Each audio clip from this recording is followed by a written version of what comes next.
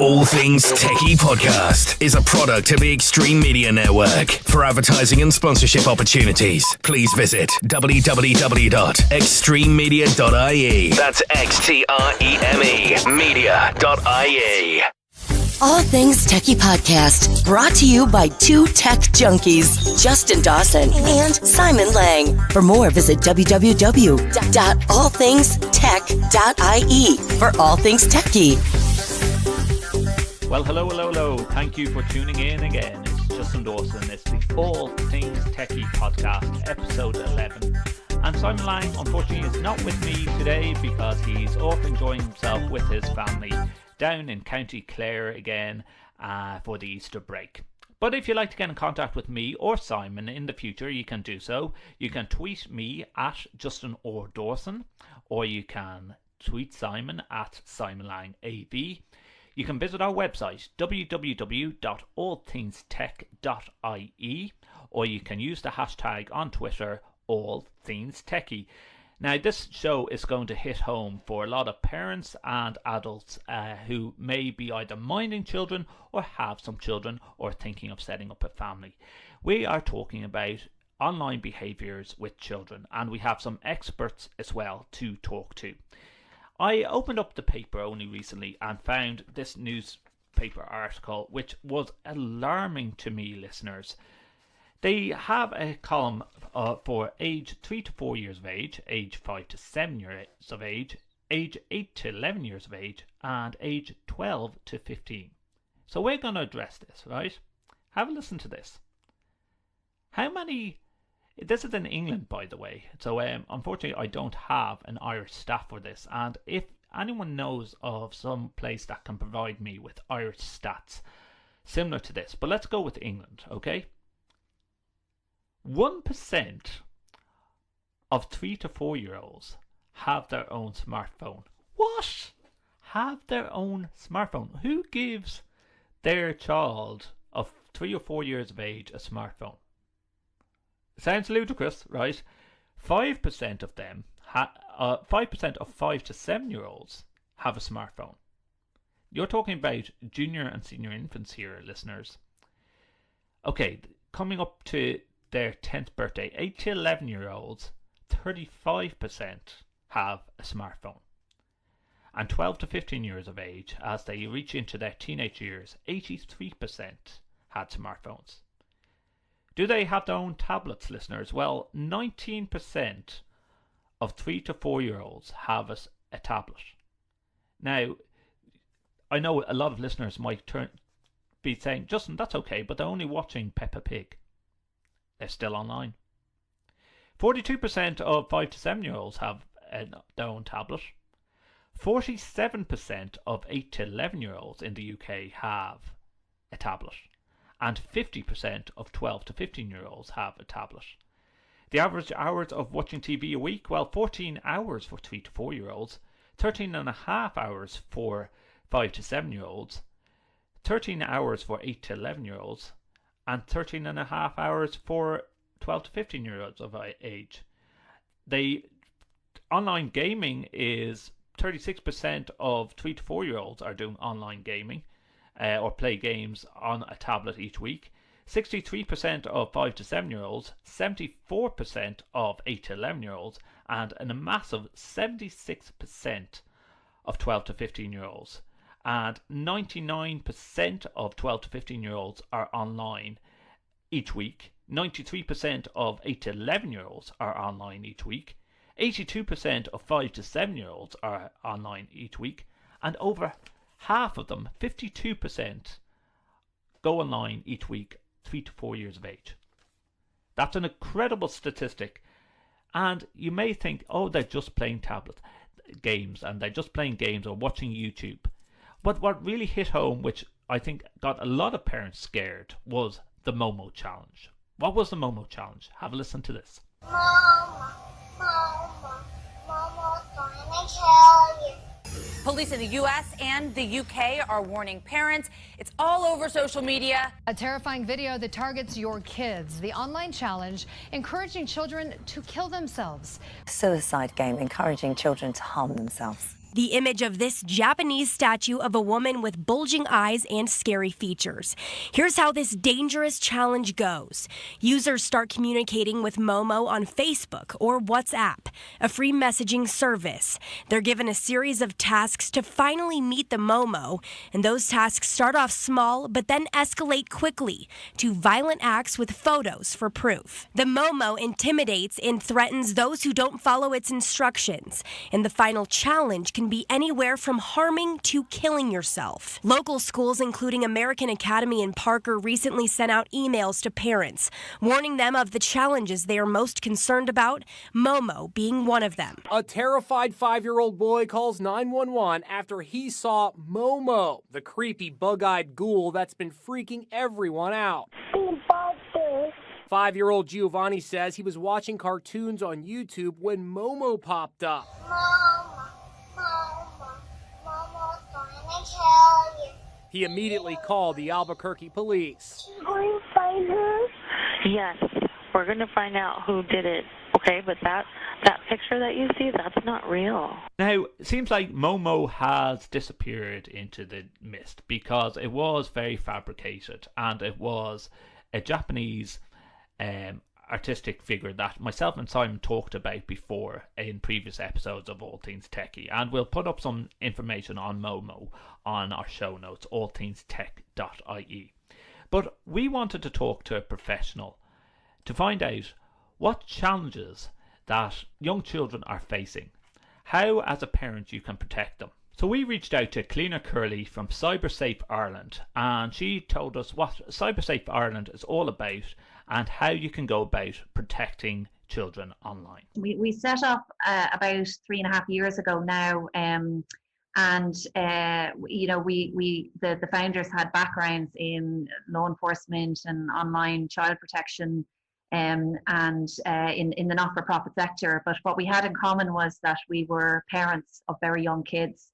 Mm-hmm. And we moved back to Ireland at around about the same time, and we're just really concerned that not enough was being done in terms of protecting children online, particularly in prevention, which obviously is key, because some of the issues that we're dealing with, things like cyberbullying or online grooming and exploitation, the damage is done if it gets to the point where law enforcement is dealing with it. So ideally, really, you want to be preventing it in the first place. So we set up as a charity. We're a not-for-profit organisation, and our focus is very much on education.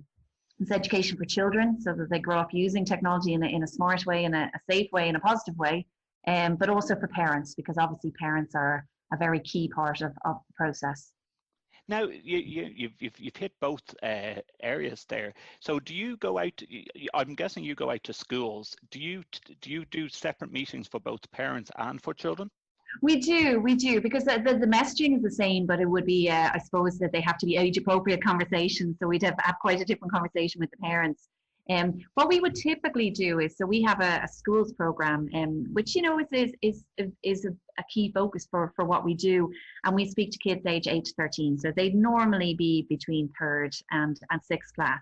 Right. We would survey the kids before we go in, because in reality, it's very important how you talk to kids on this. If you talk at kids, you're not going to change their behavior in any way, and you're not going to influence how they think about technology. So for us, it's very important that it's classroom based, and it's very important that we know exactly what they're doing online before we go into the classroom.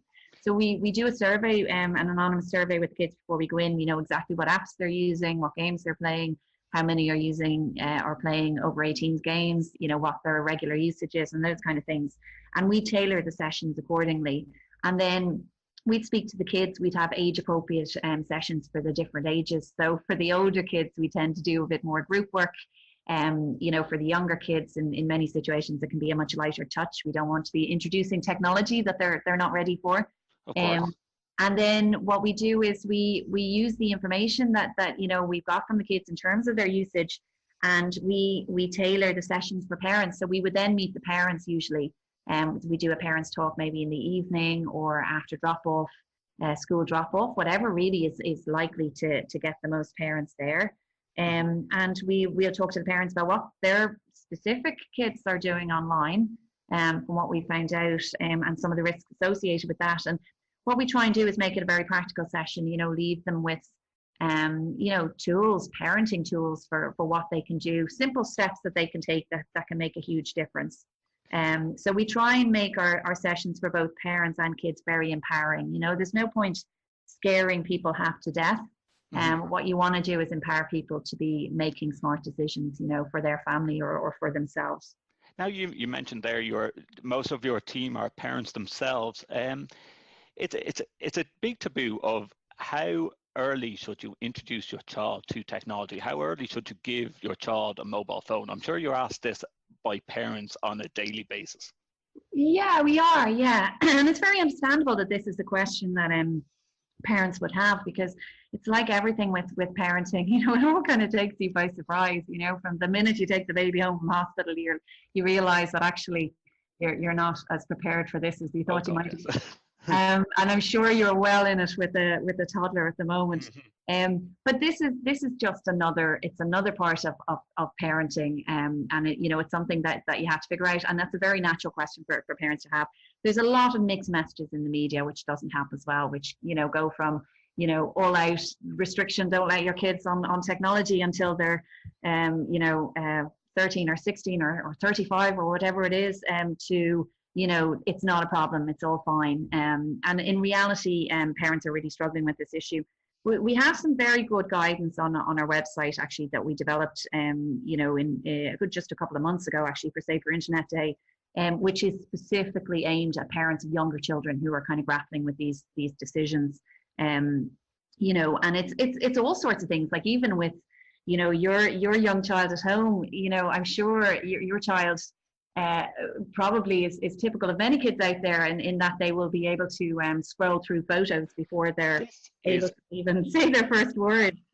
Cliona, my niece is able, who's 3 or 4 years of age, is able to open up the iPad and go onto YouTube and figure out how to navigate. And sometimes I look over her shoulder and it's as simple as watching other kids playing with Lego on YouTube. Yeah. I don't understand how that is of interest to them. But then people, as of the last month and a half, parents are getting very self-conscious, and what really blew up globally was the MoMo challenge. Is there any truth into the MoMo challenge? Well, no, I honestly, I don't think we should spend time with it. The MoMo challenge is like a self-fulfilling prophecy. So, it was taken very seriously because it was, I suppose, accelerated in the media. We tried to be very measured about it, but we ended up actually not dealing with the media on it at all, because, kids were being terrified by it, parents were being terrified by it. Really, what it is, it was like a meme. It was like a concept, an internet concept, and something that had to an extent gone viral, but hadn't really hit Ireland so much, but had been around for a few months. It was a graphic image that was being used, generally by lots of different people on the internet, in YouTube videos and things like that, to say, Momo's going to, curse you if you don't do this or that or the other. But the way it was reported was more like a piece of malware that was getting into your kids' games and YouTube videos and persuading them to self-harm and do things like that. And of course, as it was reported more, and as parents, were telling kids about it more, then more and more YouTube videos were springing up, and of course, it was something that actually, just grew legs. And a lot of kids were terrified by it. Now, great for, in terms of getting parents actually motivated to think about their kids' safety online. But the problem with these things is they distract from actually, the reality is, lots and lots of kids aged between 8 and 13, which is our focus group, are on social media. They're on online gaming environments like Roblox and Fortnite and lots of others. And anyone can ask them, anyone can share any image with them, anyone can ask them to do anything. Like total strangers can have conversations with them.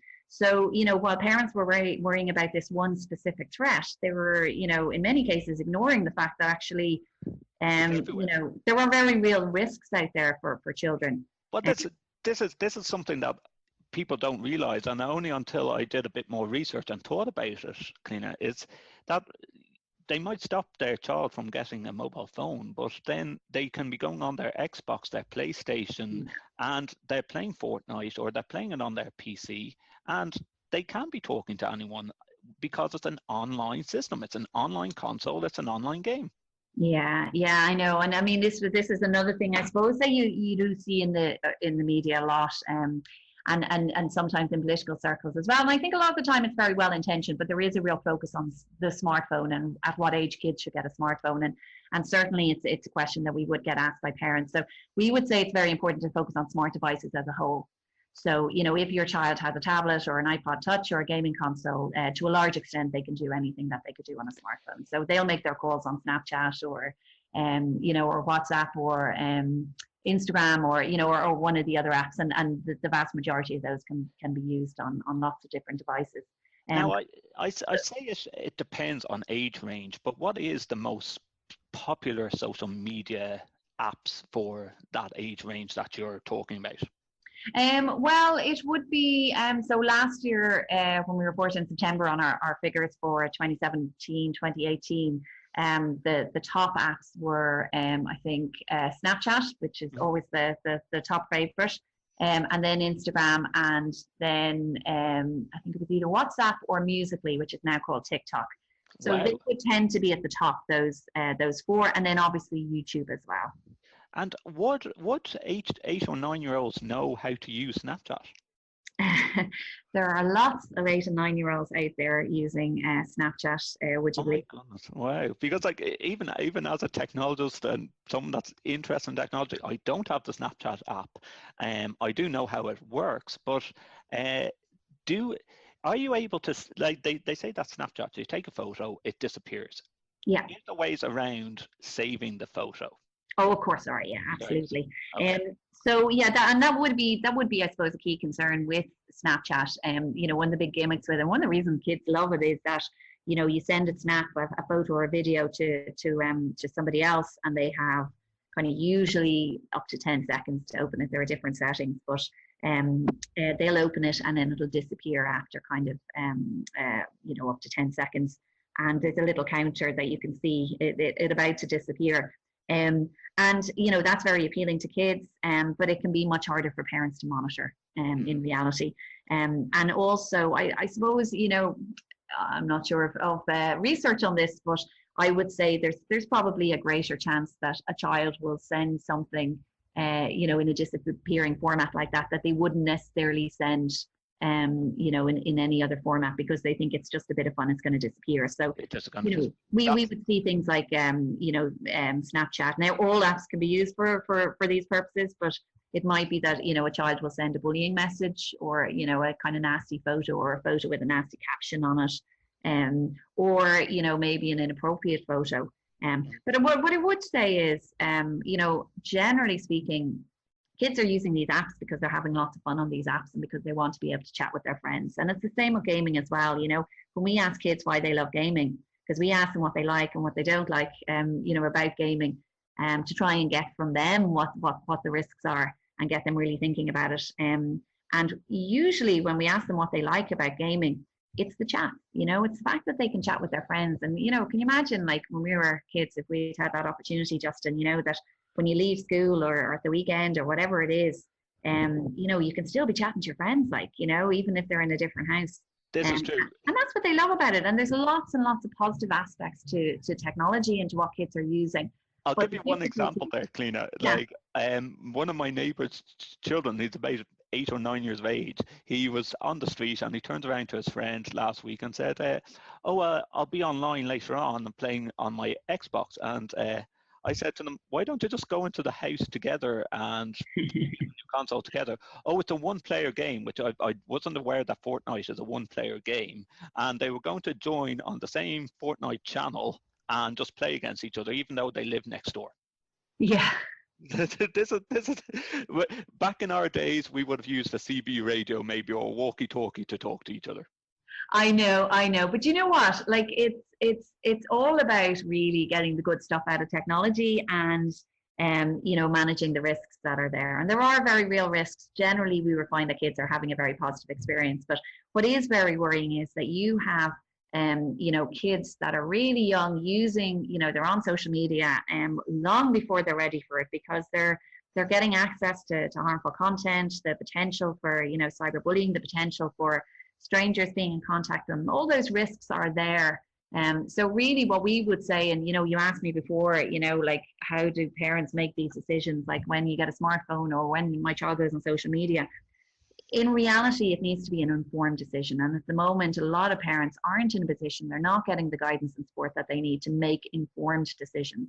And once the child is online, whether it is on, an online game like Roblox, or, they're watching YouTube videos, or they're on, using apps like Snapchat or Instagram or TikTok, which are all social media, then the really important thing is not just that the parent has made an informed decision and looked into the risks and looked into the safeguards and, is applying the privacy settings and things like that, but also that they're engaged in the process, that they're monitoring what the kids are doing, that they're fully involved in it, that the kids aren't being left to it. And that's the thing that we worry about most, the kids are in these environments, where there are very real risks as well as opportunities, and they are being left to it. And parents are really overwhelmed by this. So I mentioned we have some content on our website that has some, good answers to all those questions that parents have, particularly when the kids are younger, because you really want answers to these questions before you hand over too much access, because it's very hard to roll back. So if I just give you the URL for website content, it's very easy. It's just cybersafeireland.org/healthy. And under that, we have a lot of content there. We have a topic on healthy use of technology, and it covers a lot of those questions, like when should I first get my kid a smart device? When should I allow my kid on social media? What are nice things that we can do together that is actually good use of technology, where I can really kind of teach them stuff that will be really positive use of technology. All those kind of things that we find are questions from parents of younger children, all that information is there. So I definitely recommend it for parents. And there's a lovely one-page handout or flyer that you can download as well, which is 5 things that parents of younger children can do to keep their kids safe online. And that covers a lot of those areas, and links to the website content as well. I think that's vital, and we will put that link up on our show notes as well. Brilliant. But I always find that I think the most important thing that parents could learn is how to lock down their device for their children, so they can't get into certain apps, that they, or if anything, monitor what is going on to these apps as well, or if their children are going into these apps. And I find that with each iOS update, with every Android update, they move around the settings for parental controls, and that's what I think it's most important for having websites like this that show the details of how to go into your device and lock it down for your child to use. Yeah. Do you know what I mean? I agree with you, Justin. And as a fellow techie, we're always looking for the technical solutions for these things. There are parental controls on pretty much every device out there that a child will be using. And there are things that can kind of restrict the type of content they can have access to, who they can chat with, and all these things. So it's well worth checking those out. We have a page on the website, actually, which is probably one of our most used and visited pages, which is if you go to the website, cybersafeireland.org, and look under the parents section, there's a section on parental controls.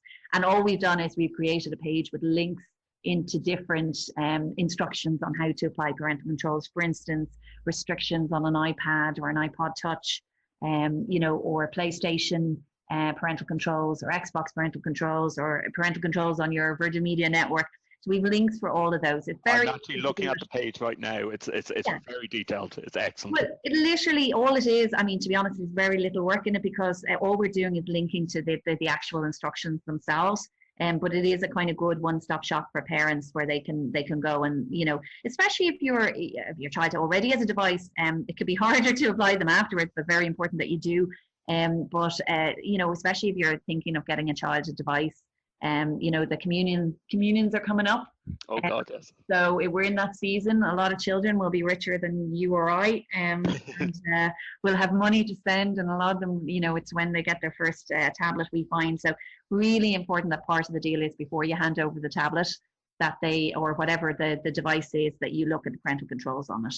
And that's something you can go back in and do it at any time as well, but we'd recommend before you handing it over. But one thing that's really important to say on that, Justin, is it's not you know, a kind of magic solution. Older kids will often find ways around parental controls.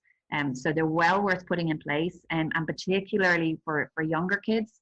But just realize they're only part of the solution. They're good for backing up a rule, but really the most important thing is that you have the rules and that you're having lots of conversations with your kids and really motivating them to kind of be using technology in a smart way, in a safe way. So, you know, if you're saying, so for instance, lots of kids are on YouTube, there are restrictions that you can put on YouTube so that, you know, anything that YouTube know is, you know, adult or over 18's content will be blocked. Now, it's not foolproof, but it's definitely worth putting on for any child who's on YouTube. And YouTube Kids would be better for the younger kids, which is a separate app. But, you know, what you can do is you can have a rule. So you use that technical control, you put in the restrictions. There is a link on that page if anyone wants to know how to do it.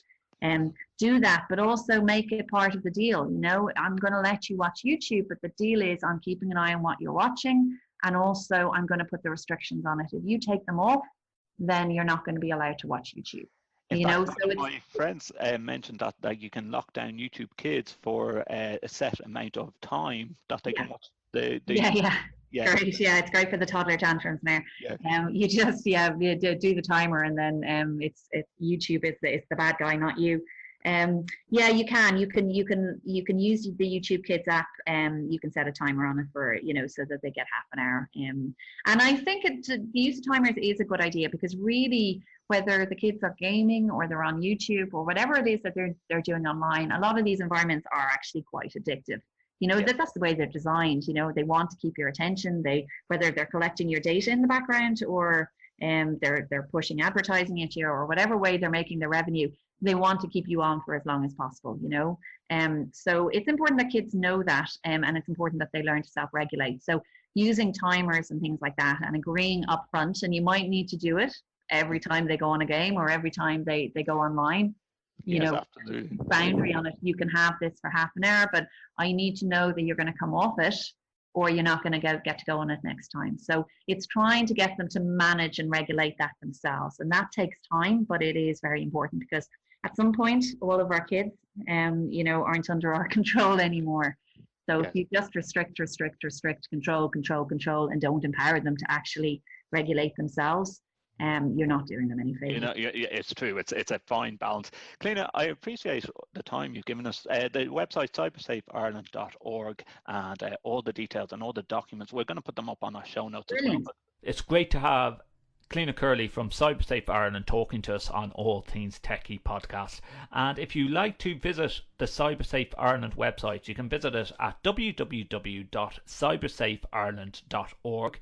You can tweet them at CybersafeIE, or Facebook Cybersafe Ireland for more information.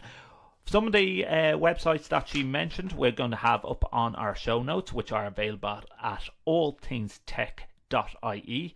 We're also going to be teaching parents like you how to keep your PCs, your tablets and mobile phones for children safe, and we're going to put up little videos that's going to be available on our YouTube channel. And if you want to look at my website, justinordawson.com, I will be doing how-to tutorials on that very soon.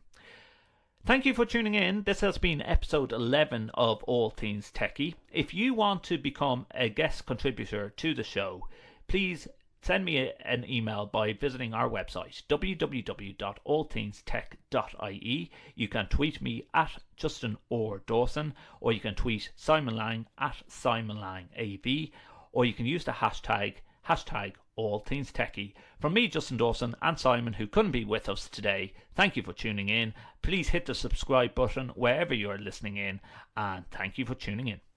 The All Things TechIE podcast is a product of the Extreme Media Network. For advertising and sponsorship opportunities, please visit www.extrememedia.ie. That's XTREME media.ie.